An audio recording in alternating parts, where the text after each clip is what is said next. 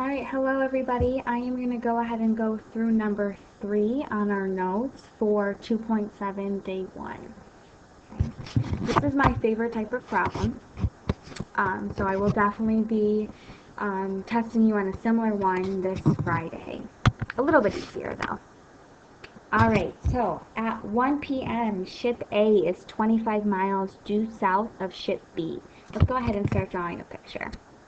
So ship A is south of B, so let's label this as A, and let's label this as ship B.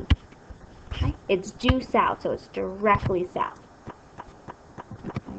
If ship A is sailing west, so here is ship A, it's going to the west at a rate of 16 miles per hour, and ship B is sailing south, so ship B is coming down at a rate of 20 miles per hour. Find the rate at which the distance between the ships is changing at 1:30.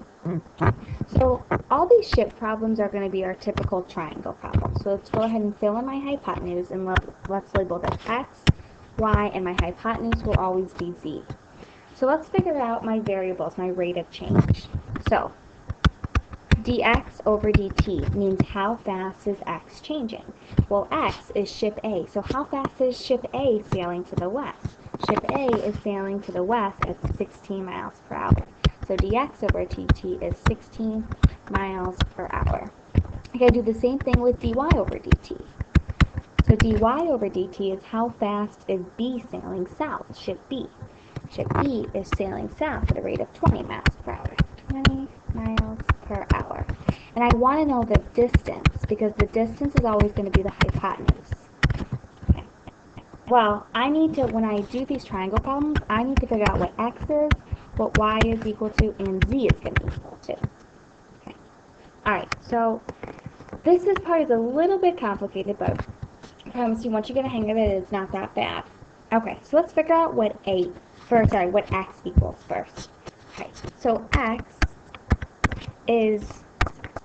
is traveling at 16 miles per hour, and how long is ship A traveling? Well, it starts at 1 o'clock, and I want to know where it's at 1:30. So I have to find the distance A has traveled. Well, distance is the rate times the time. Well, the rate is 60 miles per hour, and the time it's only a half hour, so 0.5. So that's 8. So x is going to equal 8. Now, y is a little bit more complicated, because originally, right here, it says ship A is 25 miles due south at 1 o'clock. So, originally, before the ship started moving, it was 25 miles. Okay? We'll use that in just a second. So, y, how fast is y traveling? Well, that's 20 miles per hour. And for how long again? For only a half hour. So, it's 10. But what most people think is y is actually 10. Y actually is not 10. Remember, it started at 25. So to find y, it started at 25. It's traveled 10. So y is actually 15. Okay? Don't worry, the one on the quiz will not be as complicated as that one to find y. They'll all basically be just like this. Okay? And then easily to find z, I have x and y, and I just need the hypotenuse, so I just use the Pythagorean theorem. So remember, it's x squared plus y squared is going to equal z squared. X is 8 squared plus my 15 squared is going to equal z squared.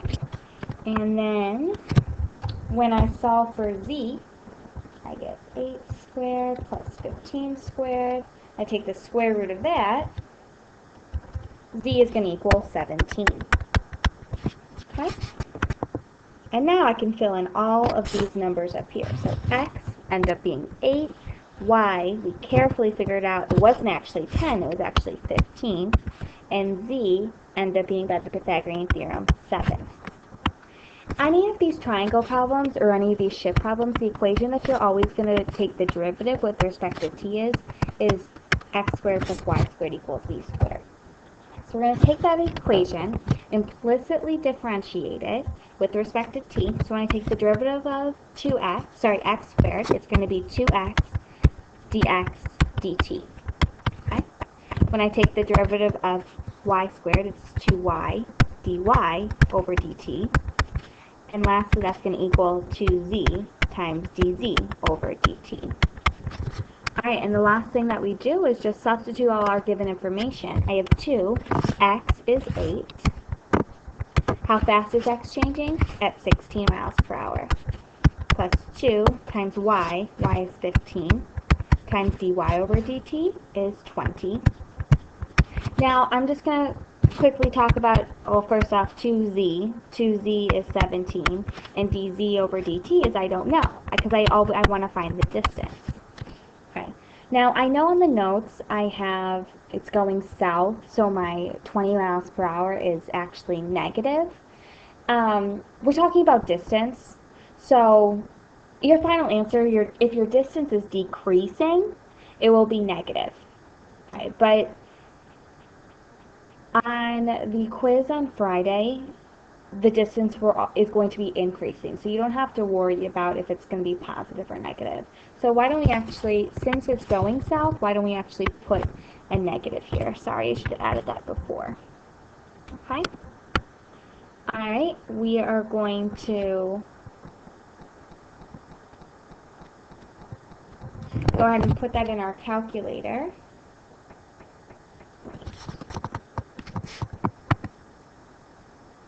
Alright, sorry, I'm going to change my mind one more time. We're not going to worry about this negative right here. Okay? Oops. And I'll tell you why in just a minute. Alright, so let's put this whole thing in our calculator. So I have 2 times 8 times 16 plus 2 times 15 plus 20. That's all going to equal 856.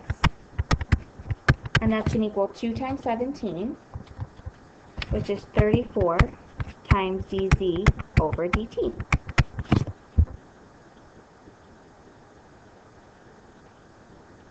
Okay. Last step to solve for dz over dt is divide by 34. So 856 divided by 34. So dz over dt, so how fast is my distance increasing? It would be 25 round to the nearest hundredth always, it'd be 1/8. Okay. Now here's the reason why I decided to make 20 positive.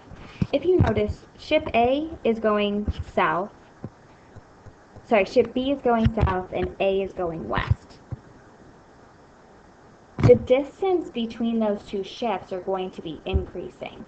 Now, if ship A wasn't actually sailing west, it was sailing east, that would be my distance would be decreasing, so that's why my rate would be negative. Okay. Alright, so my last and final step is just to write my final answer in a complete sentence. So, the distance between the ships is increasing at a rate of 25.18 miles per hour at 1:30 p.m. Again, on Friday, if you don't have units, you're getting marked off an entire point. So you have to make sure you have miles per hour, and especially you have to label that what time are we talking about at 1:30. Alright, I hope everybody has a good week. Good luck on the quiz. Again, make sure if you ever need help, ask for an ATR pass. Go during your lunch period to 1:32. Any other math teacher, again, would be available to help you with this. Okay? Alright, I will see you after break. Goodbye, guys.